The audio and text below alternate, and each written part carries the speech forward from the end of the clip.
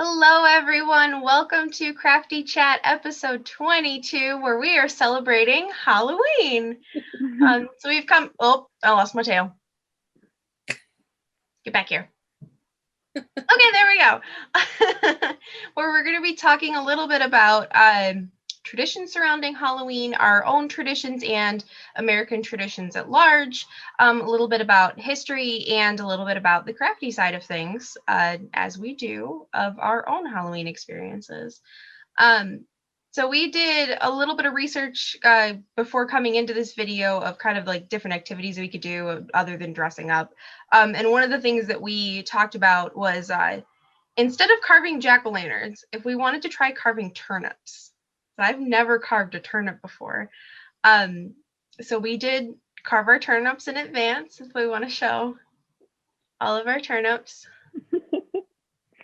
I didn't have a turnip. I had a delicata squash. I love your squash. I think he's very cute. This is like my favorite squash to eat. So now I'm like, can I still? Can you still eat it? Eat it? Yeah.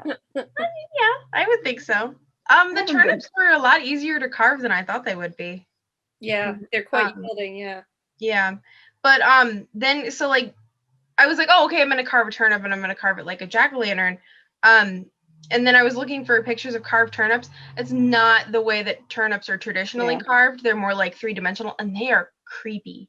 Yeah, they're like very. Yeah, that's what I thought looking at them. And I was just like, oh god. I was on another Zoom call with my friends when I was carving it. And I was just like, you guys got to see this. This is absolutely creepy.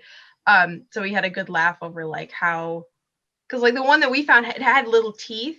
Yeah. Like little baby teeth, and I was just like, so it's a perfect, it's a very creepy picture, but no, that was a lot of fun. I haven't really felt like, I love Halloween. Halloween is my favorite holiday.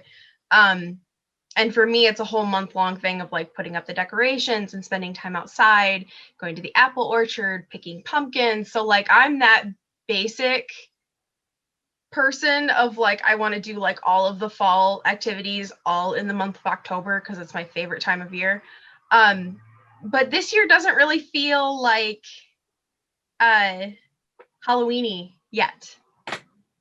I don't know why. I mean, maybe it's because I'm still working from home or just because things are so weird right now, like everywhere. But I haven't put up any of my decorations yet. But I'll probably keep them up, like put my generic fall ones up and keep them up a little bit longer and then put my Christmas decorations up a little bit later. But yeah, I've seen a few going through on walks through the neighborhood. It's starting to, but it is, as of recording this right now, it is quite the beginning of October. So some people don't really get on it till maybe another week from now. So yeah, that's true. I'm not seeing as many Halloween decorations as I normally do in the neighborhoods around where I live, where we go for walks. But the ones that I am seeing are just like so good and so cute. So it's a lot of fun. But I love seeing folks' decorations around Halloween. It's always really inspiring. We totally blew past the whole why we were carving turnips. Oh, I'm sorry, we did. We're like, we carve turnips, everyone. Why are we carving turnips? We're crafty. No, there's a tradition that's what originally was, that's where carving a pumpkin comes from, because there is the story of Stingy Jack, who tricked the devil into, I guess, buying him a drink or something. He tricked him, and then he tricked him again and got him stuck up in a tree. And so when Stingy Jack passed away, the good Lord said, "You're not coming into heaven." And the devil said, "I don't want you anywhere near me." And so he was stuck wandering the earth, and he was given a hollowed out turnip with a coal in it. And that was his only source of light. So he's always just in the darkness. And so that's kind of creepy and scary. Yeah. It's specifically an Irish myth. Yes. And I think that now that we're talking about like the coal and the turnip, like the single light to light your way, that's really the idea of a will-o'-the-wisp in Irish folklore is really common. So like those little bobbing lights. So I just find that like that concept repeated throughout like a certain culture's myths. I find that really fun. But yeah, that was where that originally came from. And his jumping off of that, as time went by, he was called Jack of the Lantern, and that was shortened to Jack O' Lantern, which is purported to be where we get the term jack-o'-lantern from. And I couldn't find a lot of information of like why the switch from turnips to pumpkins. But I have a feeling it's because pumpkins are bigger and easier to carve. They hollow out a little easier. Like this was easier to carve than I thought it would be, but there's like a finite size for turnips. And pumpkins can get a lot bigger.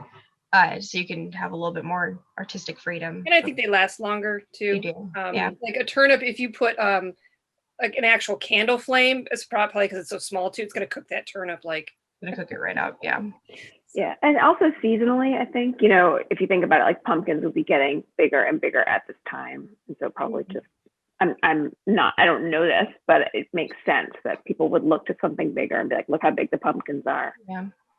You know, I can also see, because turnips are more of a food product, not wanting Mhm. to use them as a decorative function because they're so Right. valuable as a food crop.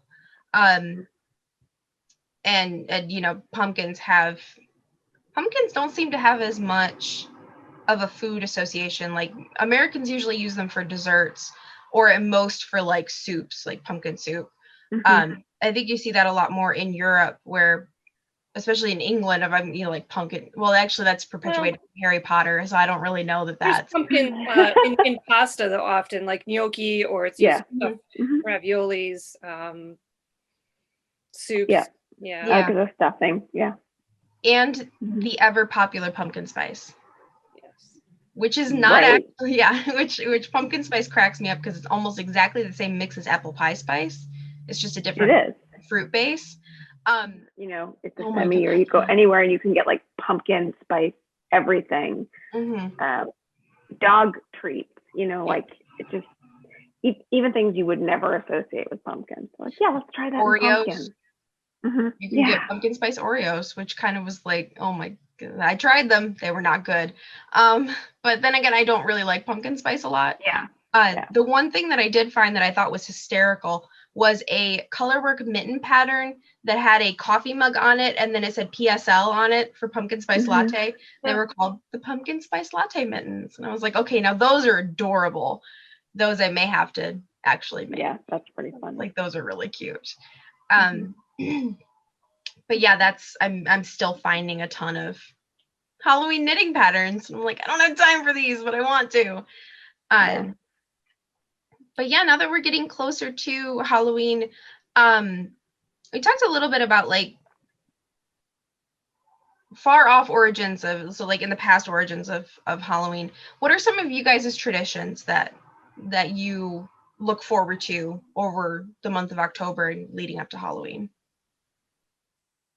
Usually it's the mild panic of what is my costume going to be, because Yeah. I sometimes try to start thinking about it in like July, and then it's just like, then you're like, oh yeah, I got the idea, you know, you just don't get to it or whatever. So especially because I part of that being I like to do a homemade costume. I don't usually go out and buy, you know, or rent a costume. So it's making one, and maybe reusing one then for a couple of years because you've done it, because you put so much time and energy into making it. So so sometimes there's that tradition. And then, you know, I do like the trick-or-treating, but you know, that's not this year. So, and unfortunately where we live in our neighborhood, we found over the years that there wasn't very many kids to support us doing it, you know. So it's like, you know, you get one or two kids every, you know, 20 minutes, half hour. So it's just like lately we kind of stopped doing the handing out of candy. So, but I usually do like to still carve pumpkins and all that. So yeah, you know, and it's going to be on a Saturday this year. So that's always been like such a great time to like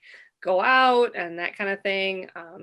So yeah, it's been a while actually. I feel like, cause like I've been working, the way my schedule has been when Halloween's been during the week, I don't usually get home until, you know, it'd be like 7 o'clock. So it's just like Halloween's kind of done, I guess. So yeah, I feel like I haven't celebrated in a couple years. So gosh, gonna be becoming an old fuddy duddy.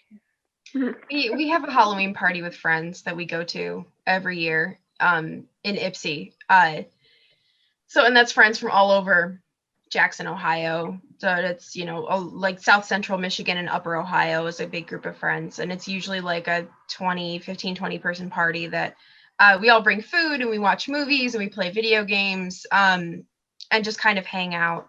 And that we're still doing that this year, but we're doing 2 parties. We're doing one on the weekend before and the one on the weekend of to kind of separate out the group and to keep social distancing so that we can kind of keep each other a little bit more safe.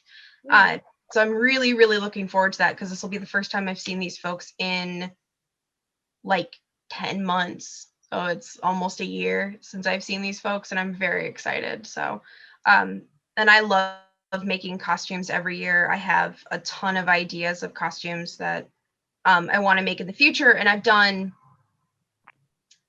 costuming for me is the funnest part. And then like my inside decorations are the funnest part in carving pumpkins.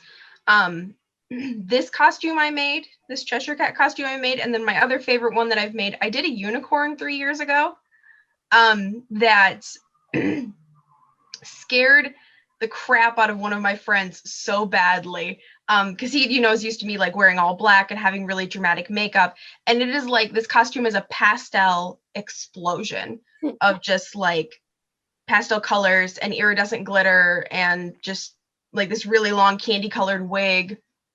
And he was like, I don't know who you are. Like, this is just like too much for me. I'm gonna have to ask you to like stay over there. It was like, he was only like 40% joking, but it was very funny to me of the different kinds of scary that happen on Halloween. I remember one of my favorite costumes that my friend, she dressed up as November. And so she had all these twigs woven in her head. She looked fabulous. And I remember like being outside and it was like this weird kind of misty night and it had turned to November. And we were at this party where there was just like a lot of just bizarre energy. And it was a very unsettled kind of night. And I would just remember seeing her standing there and it was just like backlit with the moon and the fogginess. And I was just like, and it really freaked me out because I'm like, you are November. You have brought November to the, it's just because like it's cold. It was just like this weird, creepy moment. She manifested it very well. That's very cool. Yeah. Parties, good times. What about you? You had some interesting questions growing up. Yeah. Well, they weren't mine growing up, but we moved. My husband's from St. Louis, and we moved there when our kids were really little, and I was surprised when we started going trick-or-treating there. In St. Louis, you have to tell a joke to get your piece of candy, and it's really expected. It's like people hold you to it. When we lived in Boston before that, where I'm from, and the first year we took my daughter trick-or-treating, I remember my husband being like, you don't have to do anything? Like, where are the jokes? He was so surprised. But I think the idea is that it creates an interaction, which is really nice. I do think it's hard. Both of my kids went through years where if you're feeling shy, like it does put a little bit of pressure on kids. One year my daughter did math equations instead of jokes. So, oh my God, that's awesome. She would probably kill me if she knew I was telling you that too. But and then when you're on the other side, you hear a lot of the same sort of second grade level jokes. But it is kind of an interesting tradition. I've never heard of another place that does it. I think my husband, since we've moved here, has still been disappointed that he doesn't get jokes when he answers the door. So that's kind of a cool tradition. Yeah. It reminds me of when I got to teach a yoga class once on Halloween, and it was so much fun. I had so many jokes that I just kept telling through. Yeah. I'm like, you people are suffering in so many ways right now. But one of the ones I remember is why are ghosts terrible liars? Why? Because you can see right through them. Oh, I like it. I like that one.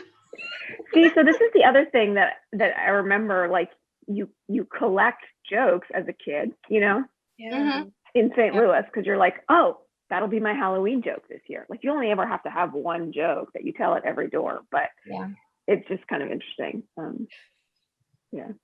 So cute. That was one thing we talked about too, was like trying to find pictures of ourselves as kids in our costumes. And like I remember seeing pictures of myself in like costumes when I was little, but I couldn't for the life of me actually find a picture that I could share. But like that was a big thing growing up, was my mom making a lot of our costumes.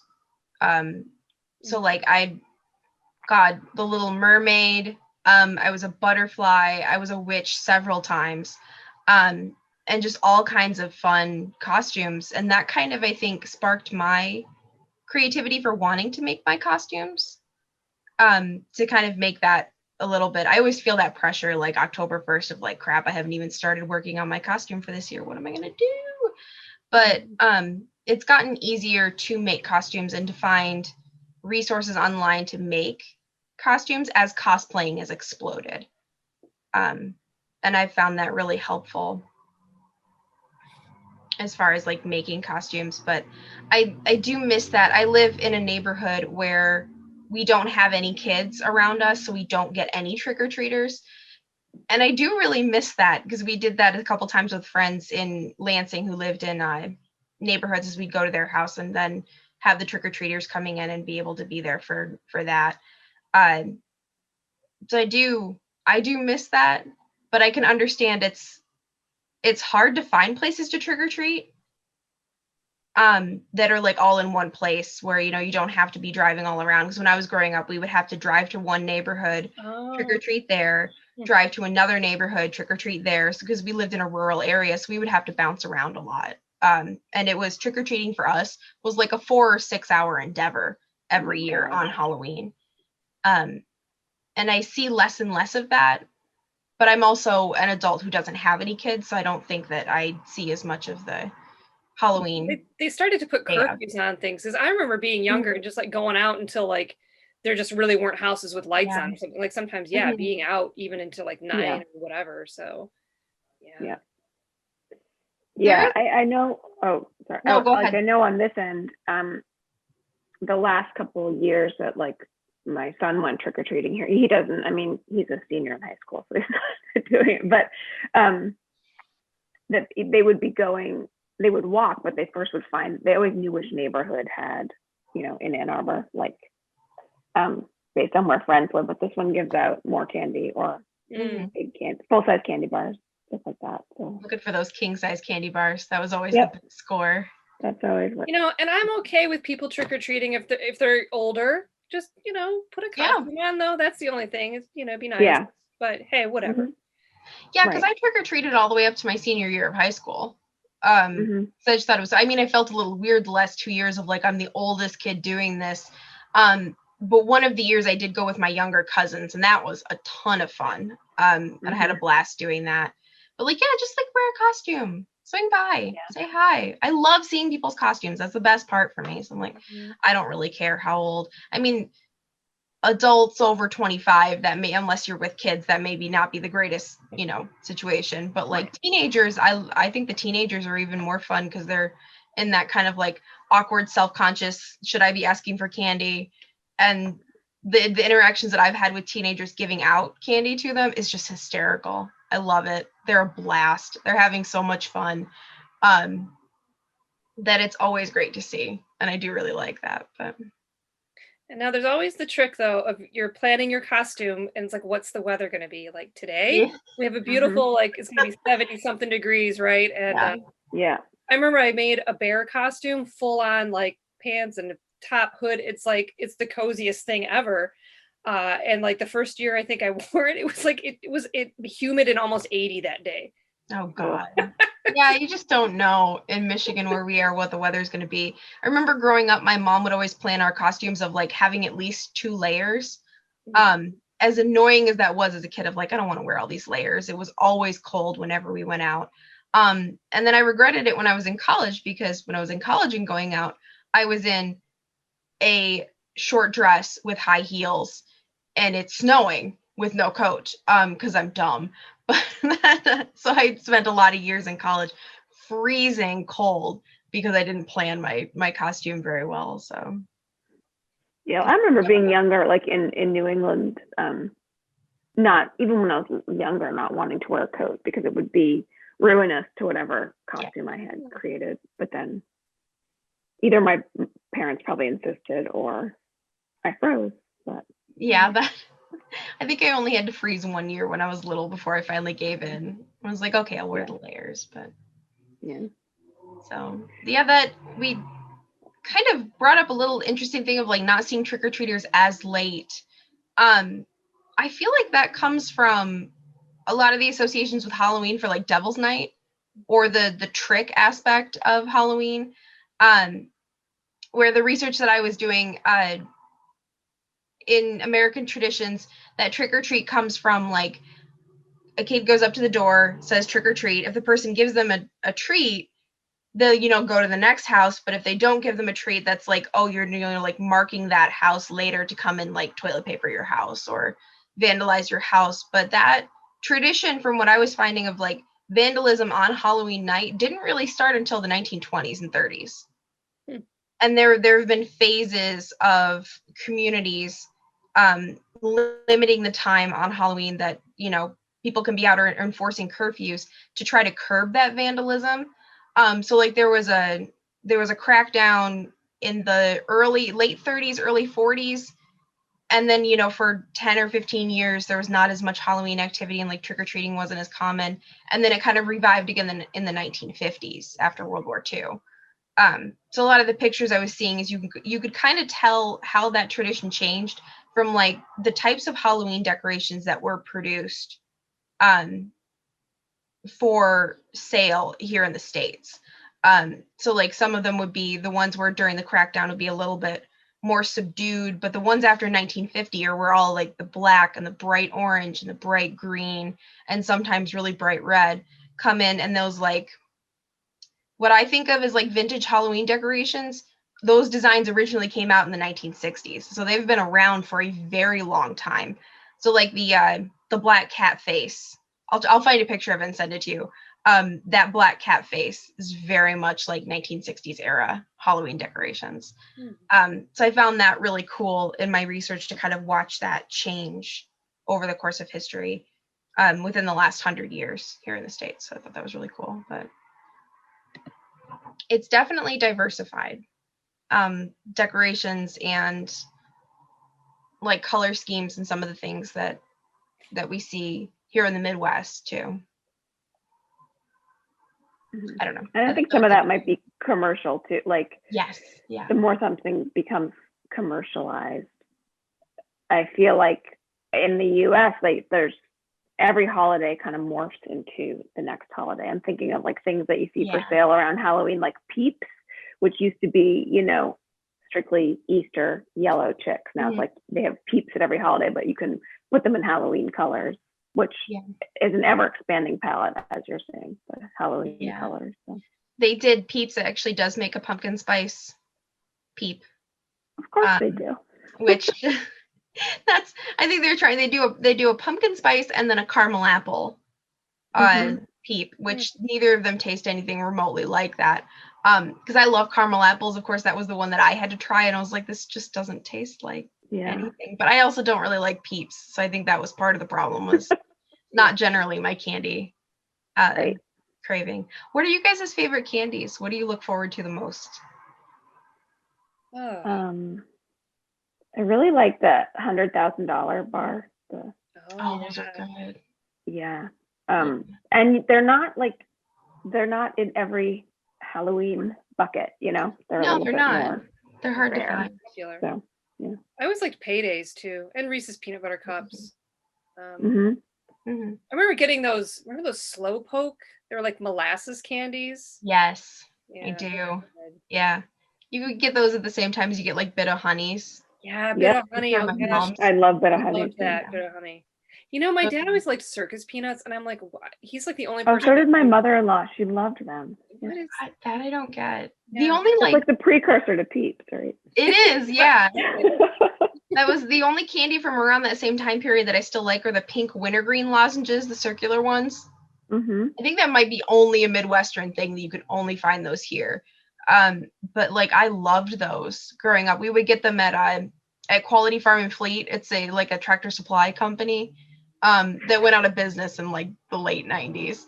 But I remember that really strongly, of like going and getting that. But I always looked forward to the fruit candies. So like Skittles, Starburst, Twizzlers, but the pull and peel Twizzlers, not the traditional Twizzlers. The pull and peels are far superior. And then I really like Milky Way bars, and then the $100,000 bars were my favorites. So there was a big trade economy with my brother and my parents every Halloween of like the bargaining behind trading for the candy that you really wanted versus the candy that you didn't want was always a fun kind of power dynamic within my family. So my dad would always sneak in and, you know, like, oh, I hate sweets, I don't like it. And then, you know, we'd get up the next morning and 4 of our candy bars are missing. Oh my gosh. You. My dad never did that. I don't remember doing too much trading with my sister either, because I think we both had similar wants, you know. But my dad always took pictures of we'd get home and would like lay out the hall. Yes. I mean, I wish maybe I'll find it, but there's like photos of me, like I have it all, you know, of course, organized by like candy type and, you know, even color and stuff. And just like get it all laid out there. I had to separate out the chocolate from the fruit, because if you didn't, then the fruit candy would taste like chocolate. And that would like, you could not mix the two palettes. That was like the primary rule of the candy organization when I was growing up, like have to separate them. So. I used to just eat as much of mine. I went through mine so quickly, like, and then I would steal my sister's. My sister would have her Halloween candy till like the next Halloween, you know. Ooh, wow. Oh my God. Mine was always gone by December. I mean, except for the slow depletion of her supply by me, which she didn't know about. But yeah. She was just so savvy with that. Not me. Yeah, I wasn't. My brother was much better about saving his Halloween candy than I was. I was just like, I just want to eat all of it. It was one of my favorite things. So, would you try and eat through the ones you didn't like as much first, just to kind of get that out of the way? Kind of like as an adult, like that's what I do. Like save the best for last, right? Like that. You know. No, when I was a kid, it was always eat the best ones first. Now as an adult, I'm like, oh, okay, you know, save the best for last, but not my. It's a funny concept, because like you could just not really eat the ones you don't. I know, right? Like as much, but it's like I worked hard. I went and got them. Yes. In St. Louis, I told a joke, you know. So. You work for that candy. It is very important. or that pencil or that comb that you got instead of candy. Oh gosh. Yeah, I always had. That was always like kind of an eye roll, not like necessarily angry, but just kind of an eye roll when I was growing up of like, you're going to give me pretzels instead of candy, or like a pencil. No, I know. But like I would get pretzels a lot. Those like little bags of pretzels were common for us. But then we started, as I got older, like see like pencils and Halloween erasers and, you know, like little toys that you can get from like Oriental Trading. I was just like, really?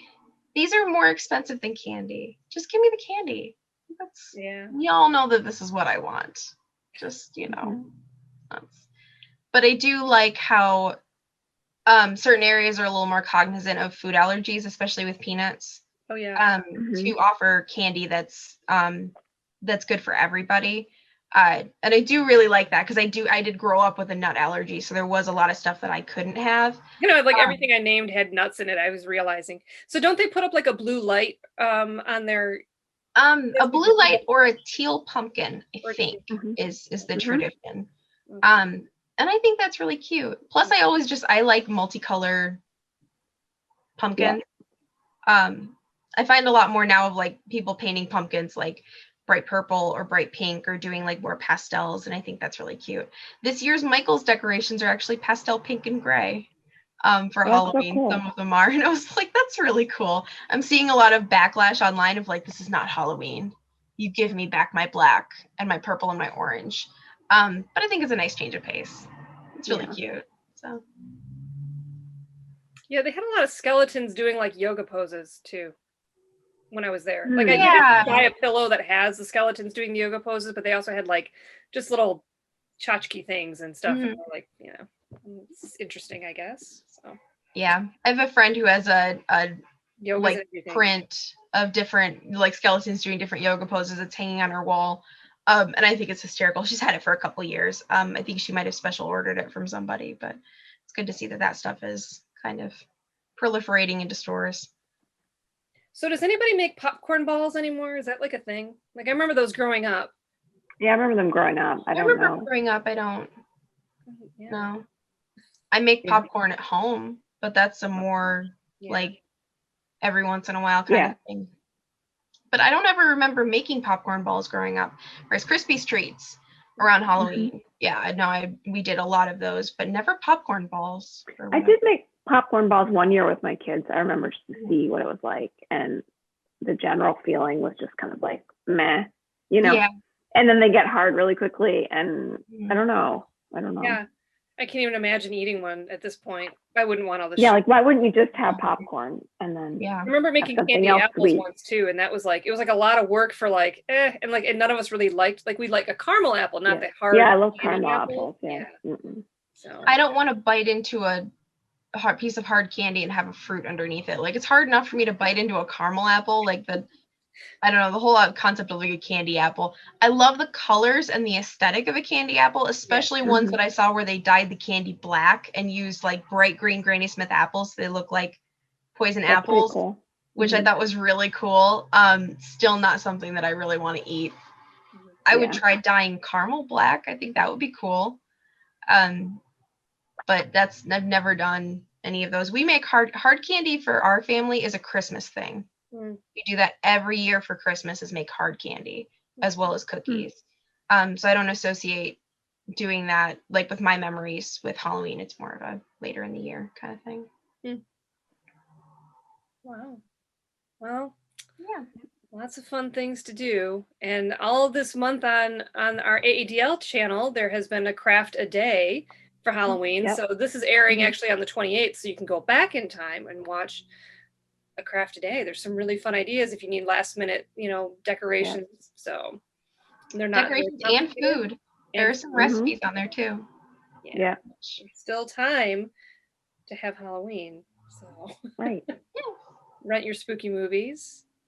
We got to watch our spooky movies this year. We've been Gotta putting watch it off. Great Pumpkin always. I'm really excited because another season of Haunting at Hill House, the next starts on the 9th. Starts on the 9th. I'm so excited. I don't think it's going to be the same at all, though. Like, it's not. No, it's not. It's Haunting of Bly House or something. Yeah, it's the Haunting at Blythe House. But I only started watching horror movies and spooky movies in the last couple years, so I'm like catching up. But that's been definitely one of my favorite things. I love that series. So I'm very excited. But yeah. Well, I guess I'll have to check that out because I read the story, which it's The Haunting of Hill House is also the title. Yeah, the show's very different, but that's what really I heard. Good. The show is very different, and I heard some things, and I was like, well, I don't know if I want to go there, but maybe there's been enough time now. I'll have to try. It's so good. Okay, it's so good. A lot of it is the directing, and that's the same director who's going to do The Haunting at Bly House, which is Henry James, right? Turn of the Screw. Yes. Yeah. Good one. I should read that again. I know. I've never read it. It was never something that I read. I did read horror books growing up, but I read Christopher Pike was the author that I read. And I have never been able to find him in another library ever since, but my middle school library had like his entire bibliography, and I've never been able to find another library that has his books. Even AADL? No, yeah, we don't. I don't think we have any in our collection. I know the Jackson District Library. I have to go through Melcat. I know the Jackson District Library has them, but when I was working there several years ago, I tried to read another one of them. Was not as good. They're terrible. I'm sure. Sometimes things like that don't hold up, right? No, they don't hold up. My memories of them are way better and way scarier than they are actually reading them as an adult. So, yeah. Cool. But yeah, I think that's all we had to talk about today, or did I miss anything? I don't think we missed anything. I think we got around to history, traditions, and crafting. I mean, what? Yeah. Okay. Well, thank you everybody for joining us for episode 22 of Crafty Chat. Please check out some of the other videos for Halloween on AADL TV. Like the video, subscribe to the channel. We will see you next video, but in the meantime, stay safe. Don't forget to love each other, and happy Halloween. Bye. Bye.